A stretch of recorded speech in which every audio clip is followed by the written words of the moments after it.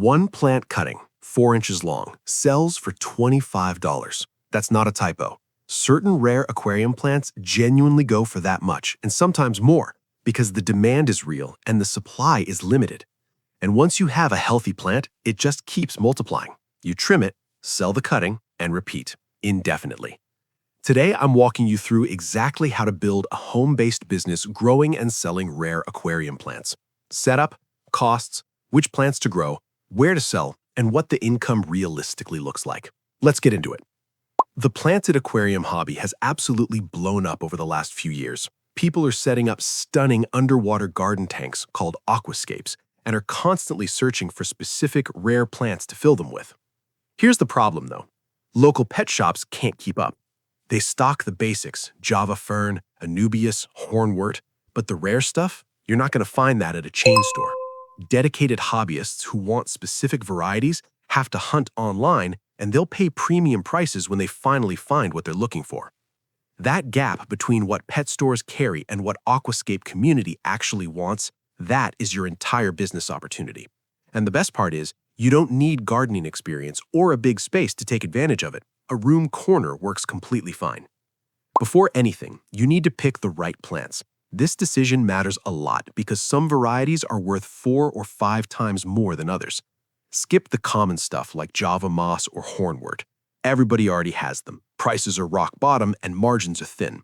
You want the rare varieties that serious hobbyists are actively hunting for. Here's some that consistently sell well. Bucephalid, probably the most sought-after plant in the hobby right now. It comes in dozens of color variants and sells for $10 to $30 per small portion.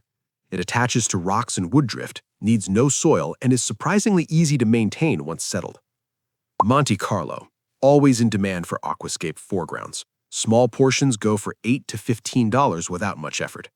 Rotala macrandra, gorgeous deep red stem plants that most local stores simply never stock.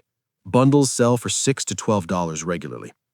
Anubis nana Petite, small, slow-growing, and constantly in demand from hobbyists who want detailed tank layouts.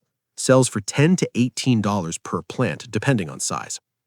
Utricularia graminifolia, niche, but when dedicated hobbyists want it, they'll pay $15 to $25 for even a small portion. Start with 2 or 3 of these, learn them properly, and build your inventory before expanding your catalog. Here's what surprises most people. You don't need a greenhouse, a garden, or any outdoor space at all. A spare room corner works completely fine. Aquarium plants grow in tanks or clear tubs under artificial lighting. That's genuinely the whole setup. What you actually need: tanks or tubs. 2 or 3 20-gallon tanks are a solid starting point. Clear plastic storage tubs from any home goods store work great too and cost a fraction of the price. Grow lights. This is your most important investment. Plants need proper light to grow healthy and fast. A full-spectrum LED plant light or aquarium-specific LED handles it well. You don't need the most expensive option on the market. Substrate. For rooted plants, use aqua soil or a nutrient-rich planting substrate. For plants that attach to wood and rock like Bucephalid and Anubis, bare-bottom tanks or plain sand work perfectly. Liquid fertilizers added weekly. Budget brands do the job just as well as expensive premium ones. Sponge filters, 1 per tank, cheap and effective. Here's a realistic breakdown of startup costs. 3 tanks, second-hand, $50 to $70. LED grow lights, $40 to $60. Aqua soil, $25 to $35. Initial plant stock, $60 to $100. Filters, fertilizers, mist, $25 to $35. Total, roughly $200 to $300. Hunt for second-hand tanks on Facebook Marketplace, and you can realistically get started closer to $175. CO2 injection is optional, but it noticeably speeds up plant growth. A basic DIY setup using yeast and sugar costs almost nothing and is worth experimenting with once your tanks are running. Buy your starter plants from a reputable seller, a trusted online breeder, or local hobbyist group. Give them 2 weeks to settle into your tanks before expecting much growth. After that, the cycle basically runs itself. Most aquarium plants propagate by generating new shoots or extending their stems. You let them grow, trim them, and those trimmings become new sellable plants. The original keeps producing more, over and over. Stem plants like Rotala grow quickly. Trim the top portion, replant the cutting, and within 2 weeks, you've doubled your stock.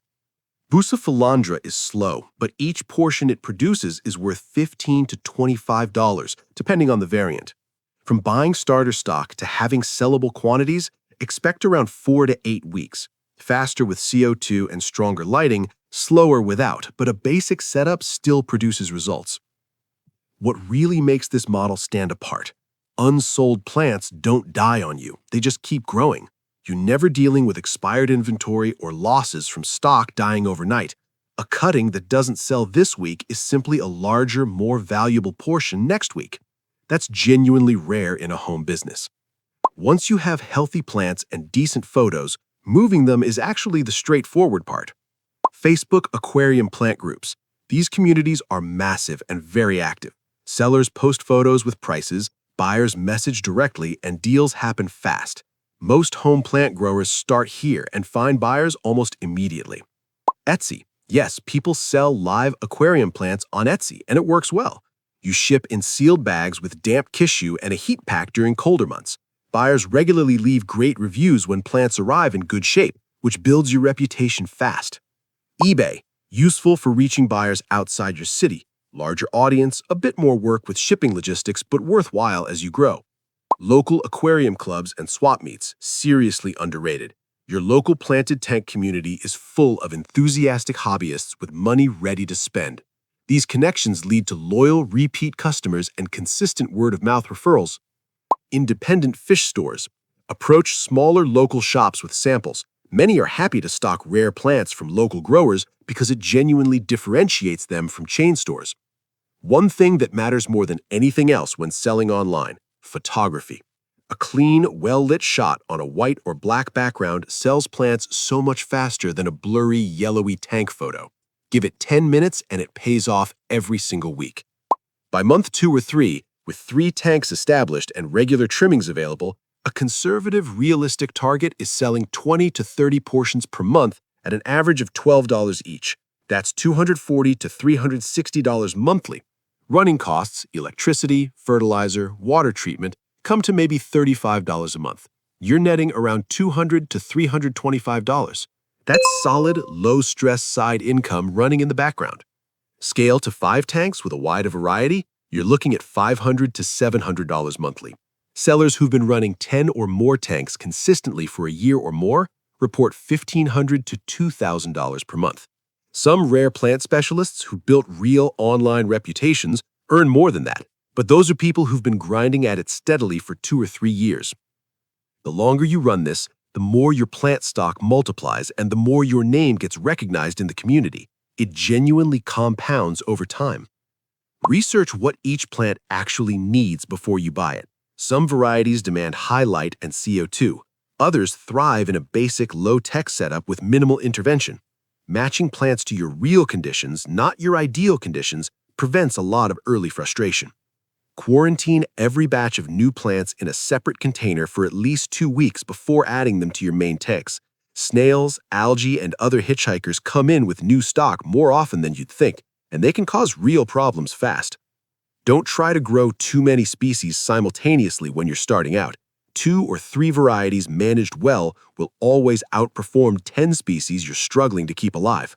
And take weekly photos of your tanks. They double as marketing content, and watching your plants multiply over time is genuinely one of the most satisfying parts of running this business. Most business ideas ask a lot from you right up front.